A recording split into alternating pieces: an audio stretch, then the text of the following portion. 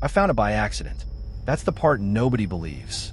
People assume places like that are hidden behind secret doors or locked gates.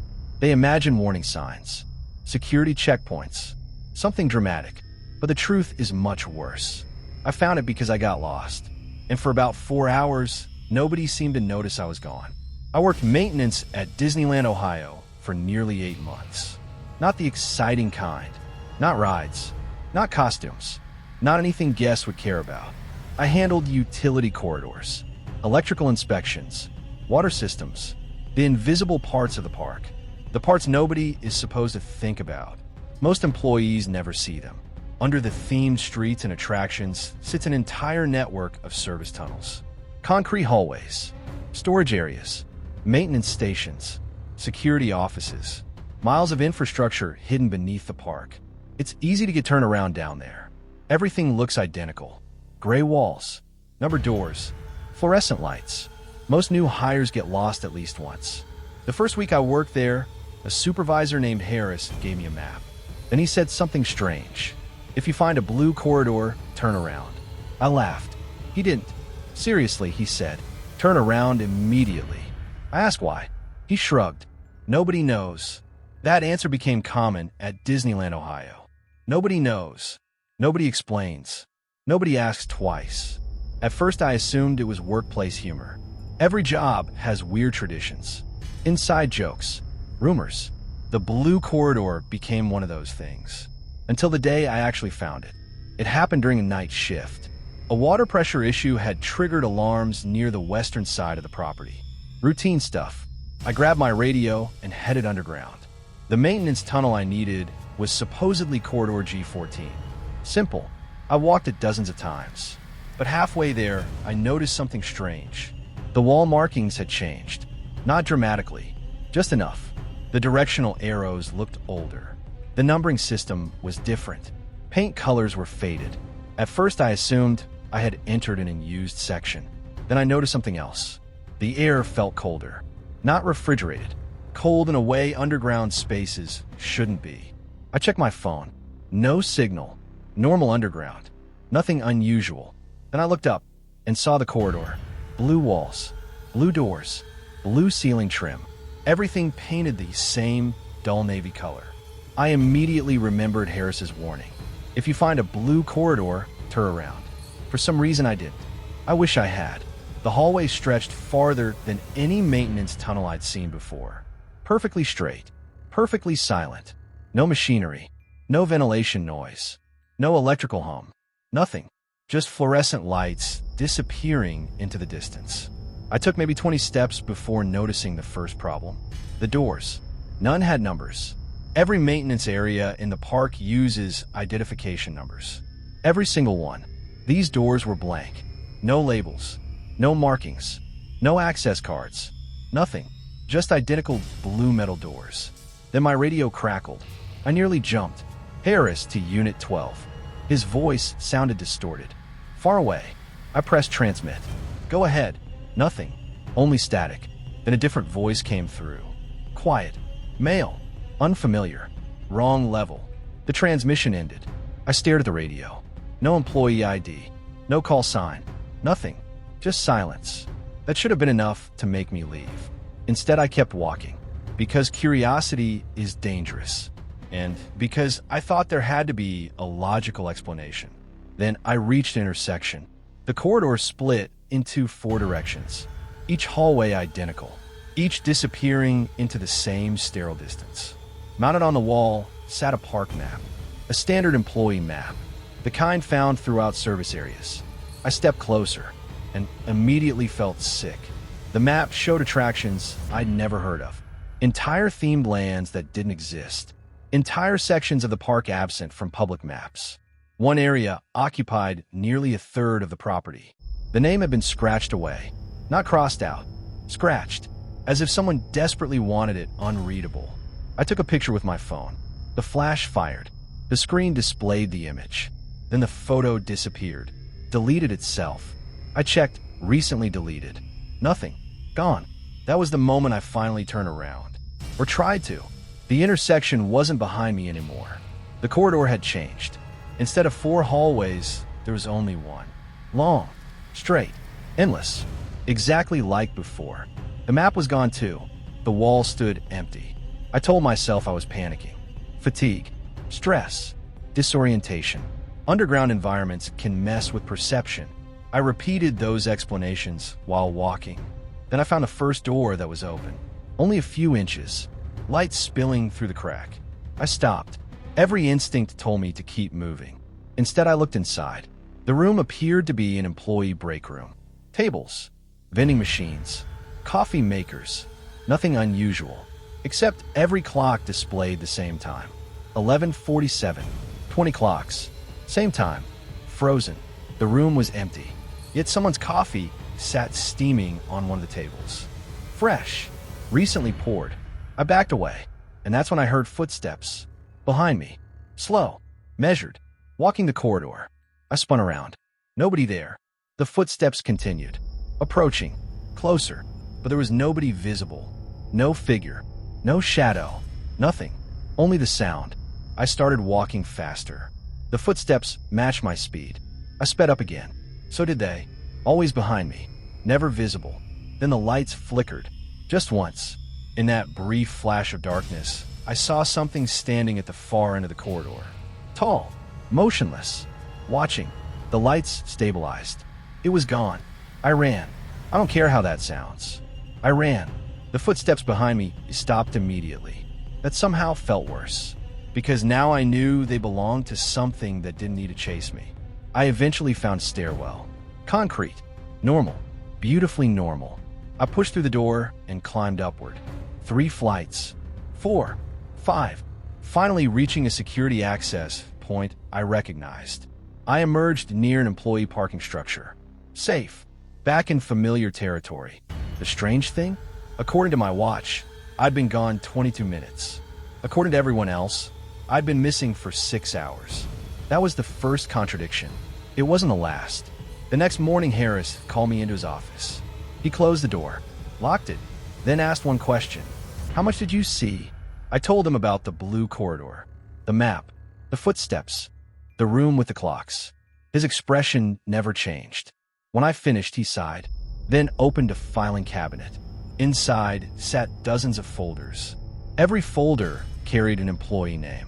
Mine had already been added. You're not supposed to find it, he said. What is it? No idea. Then why are there files? He stared at me, because apparently this conversation had happened before. Not with me, with others. A lot of others. The folders belonged to employees who had entered the blue corridors over the years. Maintenance workers, security staff, electricians, managers.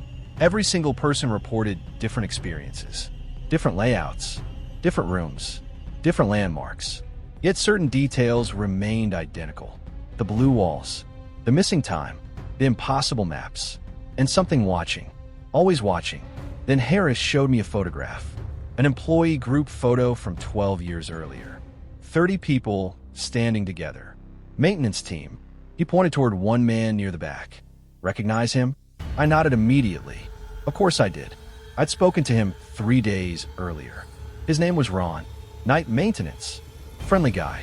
Always drinking coffee. Harris looked uncomfortable. Ron disappeared 11 years ago. And suddenly the room felt very cold. Because I had definitely spoken with Ron. More than once. I remembered conversations. Jokes. Work orders. Entire interactions. Harris slid another photograph across the desk. Same employee. Missing person report. Dated 11 years earlier. No resolution. Never found. I left the office feeling sick. That evening I checked company records. Ron still existed. Payroll records. Maintenance logs. Equipment sign-outs. Everything showed active employment. Yet nobody could produce a current photograph. Nobody. Every image stopped 11 years ago. The contradiction made no sense. Then things became worse. Because Ron started calling me. Late at night. Unknown number. Always the same question. Did you find a map? At first I thought someone was messing with me. Until one call lasted longer. Long enough for me to ask where he was. Silence. Then, still here. The line disconnected. 3 days later Ron appeared at work. I saw him with my own eyes. Standing near a utility cart. I approached immediately. He smiled. Same guy, same face, same voice, everything normal. Then I noticed something strange. Employees kept walking past him, ignoring him completely, not greeting him, not acknowledging him, nothing. I asked a co-worker if he could see Ron. The co-worker looked confused.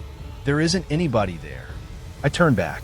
Ron was still standing exactly where he'd been, smiling. Then he quietly said, "You stayed too long," and walked away. I followed, only seconds behind. He turned a corner, vanished, gone. No doors, no exits, nothing. That night, another envelope appeared in my locker. No sender. Inside was a map. Not a park map. Not exactly. It showed the blue corridors. Hundreds of them. Far more than should physically fit beneath the property. Entire underground districts. Intersections. Rooms. Facilities. One section had been circled repeatedly. A handwritten note pointed toward it. "Do not go here again." The word again bothered me, because I had never been there before. At least I didn't think I had. Then I flipped the map over. My stomach dropped.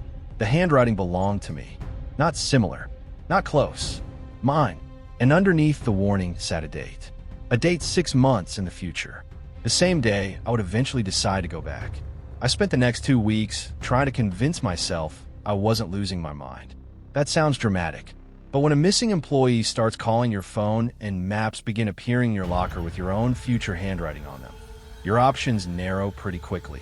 Either something impossible is happening, or you're having some kind of breakdown. I desperately wanted it to be the second one. A breakdown can be treated, explained, recovered from. The alternative was harder to live with. So I started looking for evidence. Real evidence. Something objective. Something that couldn't be dismissed as stress or hallucination. I began carrying a body camera during my shifts. Not officially, just a small personal recorder clipped inside my maintenance vest. If I saw Ron again, I'd have proof. If the blue corridor appeared again, I'd have proof. At least that was the plan. 3 nights later it happened. I was inspecting electrical panels near the old western utility tunnels when I turned a corner and froze. A blue door, just sitting there. It hadn't existed the day before. I knew because I'd inspected that exact hallway. Twice. The door was painted the same dull navy color I'd seen underground. No number, no handle, no access panel. Just a blue metal rectangle set into concrete. My body camera was recording. My hands were shaking, but I walked closer. The moment I touched the door, my radio exploded with static. Every channel activated simultaneously. Voices flooded the speaker. Dozens of them. Maybe hundreds. Employees. Children. Security personnel. Guests. People laughing. People crying. People whispering. All speaking over each other. Then every voice stopped at once. And one sentence came through clearly. "You're ahead of schedule." The blue door opened inward. On its own. Behind it wasn't a room. It was a hallway. Another blue corridor. I should have reported it. I should have walked away. Instead, I stepped through. This time I intended to document everything. Every detail. Every second. I wasn't getting lost again. The hallway felt different immediately. The air smelled stale. Like old paper. The fluorescent lights buzzed faintly overhead. And unlike before, there were signs. Directional signs. Arrow markers. Department labels.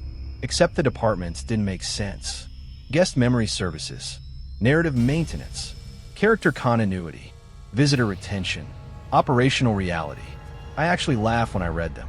Not because they were funny. Because they sounded ridiculous. Like something from a bad conspiracy theory. Then I noticed something beneath each sign. Employee counts. Guest memory services, 34 staff. Narrative maintenance, 19 staff. Operational reality, 4 staff. The numbers updated while I watched. 34 became 33. Then 32. Then 31. The sign settled at 31. I stared, certain I'd imagined it. Then another sign changed. 19 became 18. Then 17.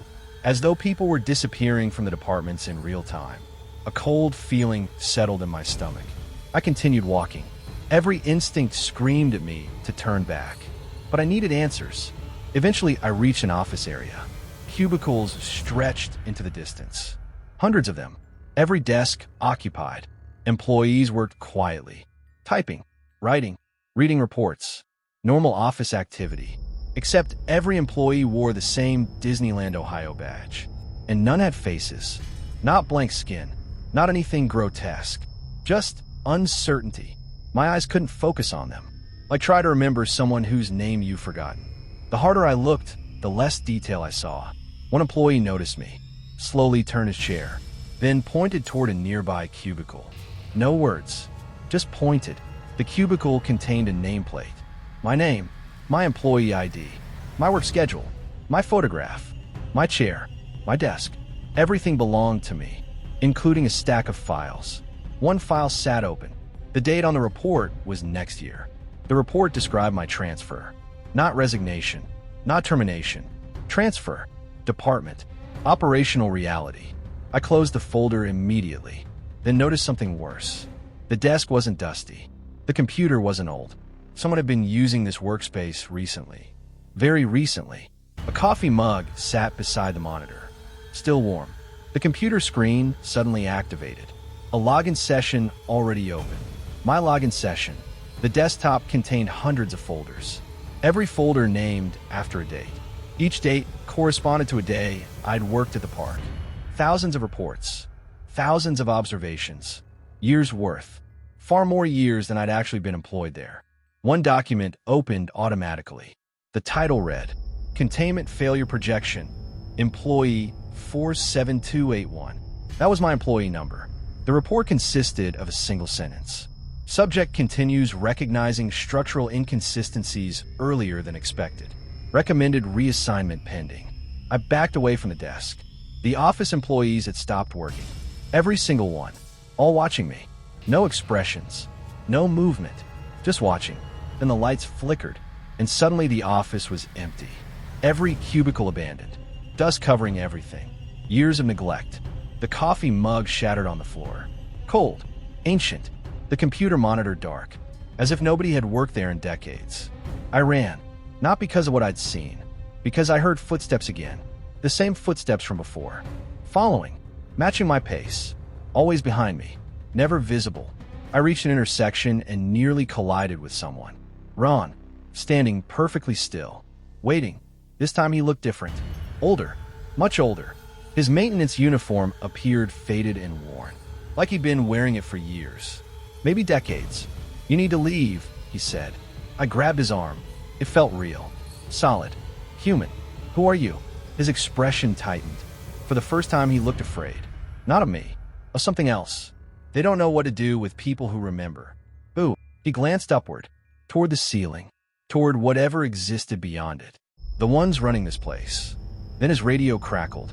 A voice emerged. Not static. Not distorted. Perfectly clear. Employee Ronald Green is overdue. Ron went pale. Actually pale. Like someone hearing a death sentence. He pulled away from me immediately. You have to go. What is this place? His answer still keeps me awake. It's not under the park. Then he ran. I chased him for maybe 10 seconds. Then turned a corner and found nothing. Empty corridor. Empty hallway. No Ron. No footsteps. Nothing. Only a door. Blue. Waiting. A sign beside it read, Exit to Public Operations. I went through. The next thing I remember is waking up in a security office. Park medics standing nearby. Management asking questions. Apparently, I'd been missing for 23 hours. Not 23 minutes. 23 hours. According to security footage, I'd entered an unused service tunnel and never emerged. Search teams have been looking for me all night. The body camera should have proven everything. Instead, the footage showed something impossible. 3 seconds. Only 3. The recording began with me opening a maintenance door, then immediately cut to me stumbling back out 23 hours later. No corridor. No office. No Ron. Nothing. 3 seconds. That was all. I nearly quit after that. Honestly, I should have. But curiosity had become something worse. Obsession. Because I knew the place existed. And once you know something exists, it's hard to stop looking for it. Then the email started. Anonymous messages. No sender information. No traceable origin. Every email contained only a single attachment. Maps. Different maps. Some showed underground sections I'd never seen. Others showed areas of the park that didn't exist publicly. One map chilled me more than all the others combined, because it showed Disneyland Ohio exactly as guests knew it, except another version existed beneath it. Not tunnels, not utilities, an entire second park, mirror images of attractions, mirror streets, mirror buildings, everything hidden underneath. At the center sat a massive area labeled Only. Archive. The word had been highlighted repeatedly, and beneath it, typed in neat black text, was a sentence that made my blood run cold. We don't build new things here. We store old ones. That was the first time I seriously considered that Disneyland Ohio wasn't hiding a place. It was hiding people. And if that theory was true, then Ron wasn't the only employee who never left. The email with the archive map arrived on a Tuesday. I know that because I spent the entire following Wednesday trying to prove it was fake. I enlarged the image, checked metadata, ran reverse searches, compared it against official utility maps. Nothing matched. No source, no origin, no evidence it had ever passed through a normal email server. The message technically didn't exist. IT couldn't find it. Management couldn't find it. Even my own inbox couldn't find it after I downloaded the attachment. The email simply vanished. But the map remained on my laptop. And the more I studied it, the worse things became. Because I started noticing landmarks. Not public landmarks. Employee landmarks. Maintenance stations. Security hubs. Storage facilities. Things only staff would recognize. The map was accurate. Painfully accurate. Which meant whoever made it had access to areas ordinary employees never saw. Then I noticed something hidden near the center. Tiny lettering. Almost invisible. One label. Employee retention sector. The phrase bothered me immediately. Not employee housing. Not employee services. Retention. The word implied people were being kept. Not accommodated. Kept. 3 nights later, I received another anonymous message. No subject line. No sender. Just a photograph. At first glance, it looked like an ordinary employee cafeteria. Tables. Chairs. Vending machines. Break room lighting. Nothing strange. Then I recognized one of the people sitting inside. It was Ron. He looked exactly as he had 11 years ago. Not older. Not younger. Exactly the same. Sitting at a table drinking coffee. Behind him sat dozens of other employees. Every one of them identified as missing in archive company reports. Missing electricians. Missing custodians. Missing ride operators. People who had supposedly disappeared over decades. All sitting together like co-workers on lunch break. Looking perfectly normal. The timestamp in the corner read, "Today." I didn't sleep much after that, because the photograph suggested something far worse than death. Death would have made sense. Death and things. This looked more like storage. Like something was keeping people. Maintaining them. Preserving them. A week later, I found evidence that the park itself knew. Not management.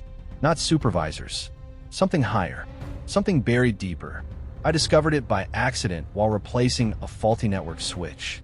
The equipment room housed dozens of server racks. Routine infrastructure. Nothing unusual.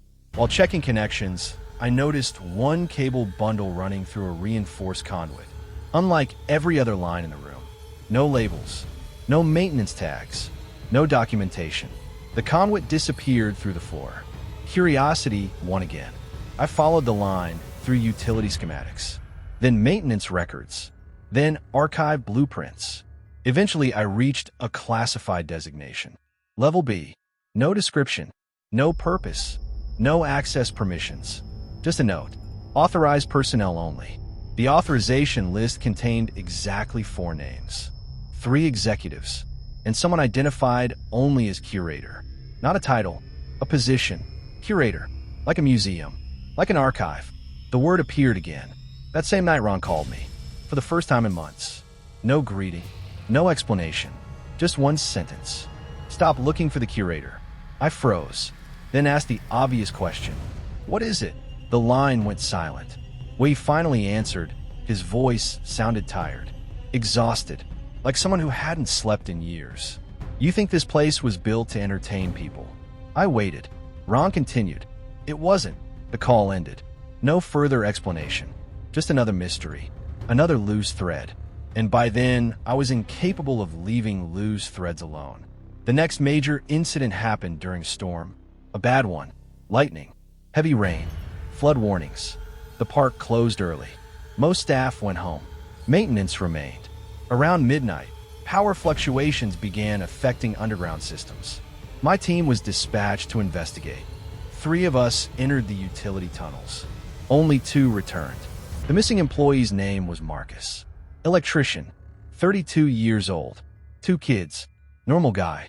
No history of mental health issues. No disciplinary problems. Nothing unusual.